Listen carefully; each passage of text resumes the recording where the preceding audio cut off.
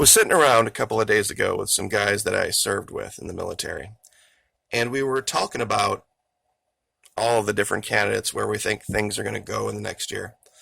And we came up with a question that I don't think Miss Gabbard has even asked herself.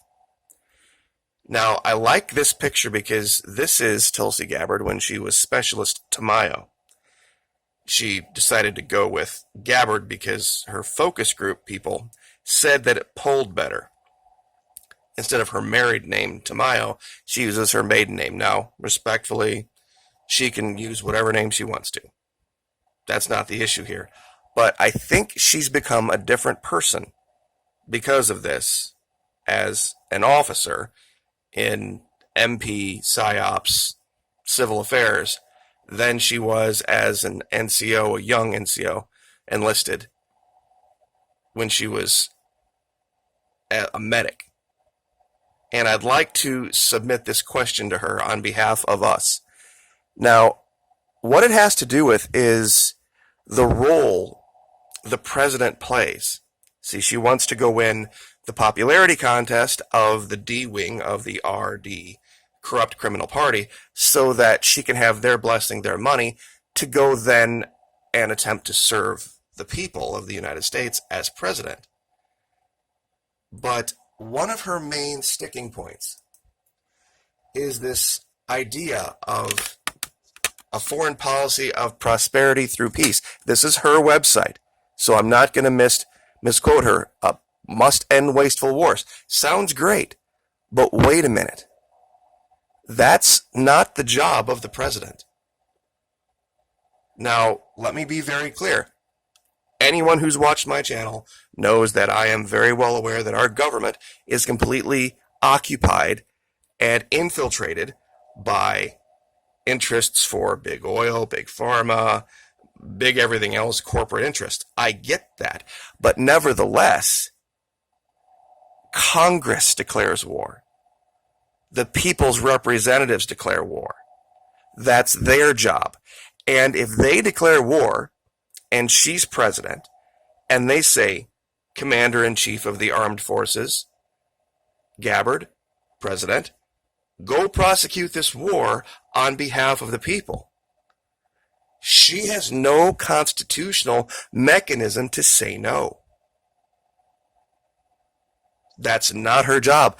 And as much as she may want to end wasteful wars, she needs to understand what her role is, what her job is.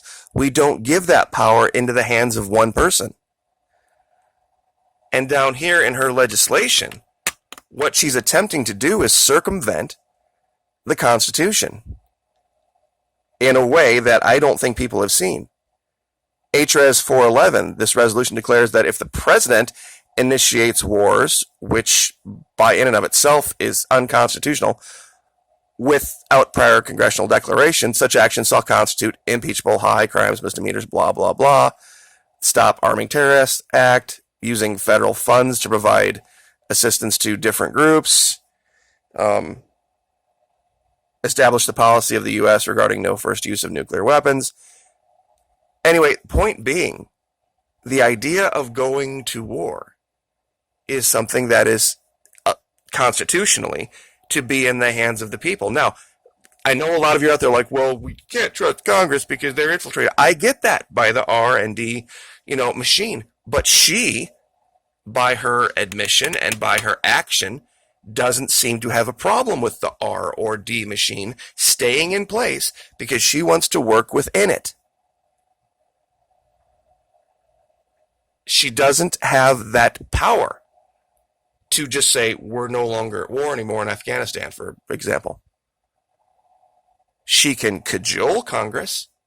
She can push Congress to do this, that, or the other. But, if they say, you know what, we think the war in Afghanistan is a fantastic idea, Commander-in-Chief Gabbard, go prosecute it to the very best of your ability on behalf of the American people who elected us to these offices. And that would be her mandate. And as an officer in the United States Army, this shouldn't be something she has to be reminded of. Now, there is another serviceman running for president. And I would like to humbly put that before you and tell you what he has to say about what he thinks his role would be as not commander-in-chief. And the reason I say it that way is that it has to do with what he says he's going to do if he's elected. This is Adam Kokesh. This is the guy that I, the Florida Maquis, have endorsed wholeheartedly for president. And before you knock him down because you think this, that, or the other about a bunch of crap that was put online that wasn't accurate, let me read you his position first and tell you how he's going to do it, and then make up your mind. This is from his website. My fellow Americans, my name is Adam Kokesh. Now I'm reading his name is Adam Kokesh. And he's running for not president of the United States with the Libertarian Party on the platform of the peaceful, responsible dissolution of the entire federal government. This is the revolution you've been waiting for. He started writing this book while the government had jailed him for civil disobedience. Now, here's the platform. You ready for this? When elected, I will swear in, walk to the White House, and sign one executive order. This executive order will lay out the process for dissolving the federal government in a peaceful, orderly manner. With it, I will resign as president to become custodian of the federal government. The only thing I will do as president before signing the order is pardon everyone convicted under federal law for victimless crimes. The executive order will appoint someone to head each federal department as custodians who will carry out the plan of dissolution outlined in the order. Some agencies will be very easy to do away with, like those that perform only regulatory functions, like the Department of Education, or those that perform completely illegitimate, illegal functions, like the IRS. Some departments, like Justice, Interior, and State, need to be handled carefully and in some ways transferred to state governments. National parks, transferred to the states, kept intact, except of course where they split state lines, and that can be handled by the states. American troops abroad will be immediately brought home in a responsible and orderly manner that does not endanger their lives. All foreign federal properties will be liquidated. The offensive weaponry of the DoD will also be liquidated, while defensive weaponry and appropriate personnel will be apportioned to the states.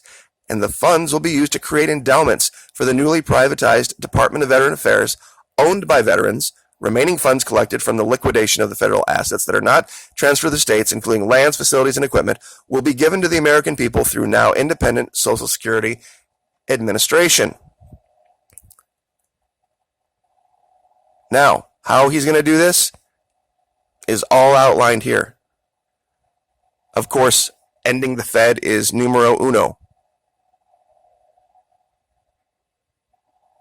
More important than the politics of this campaign is the education about the nature of government and how we can apply it to live more free now. This campaign is about encouraging people to minimize the role of government in their lives and their role in empowering government. When you understand government properly, you relate to it properly. One of the most important ways to disempower government is to stop paying taxes legally or illegally. When we stop using their money, their little tiny pieces of cotton and linen with all that satanic crap scrawled all over it, then we can start thinking about going forward. Which is why I have created these shirts. This doesn't tell you who to vote for. It tells you who the problem is. The R and the D. Can you imagine if the founding fathers of our country had decided, we're just going to go try to work within England. We're going to try to work within the monarchy. We're going to try to work within the papacy to change it from inside. How narcissistic is that? I mean, respectfully, Major Gabbard, I know that you have good intentions. But if you are truly that narcissistic to think that if you were to somehow win this popularity contest on the left, and then somehow be elected to that specific one singular branch of our government, and then from that point be able to effect change at the level that you say you want to affect it, that would make you a dictator. Because to do the thing that you say that you want to do, to say, okay, by my declaration of this war ending, it shall be so. I am the morning and evening star. See, Henry VIII tried this. He decided to, and not a giant fan of the Catholic Church, but he just decided that he would be a better dictator for the world than the Pope was. This is why Adam Kokesh, if you're truly an American and you truly believe in our future and that we have a chance, this guy is your only chance. Because he will then put it to you to be responsible. 50 states.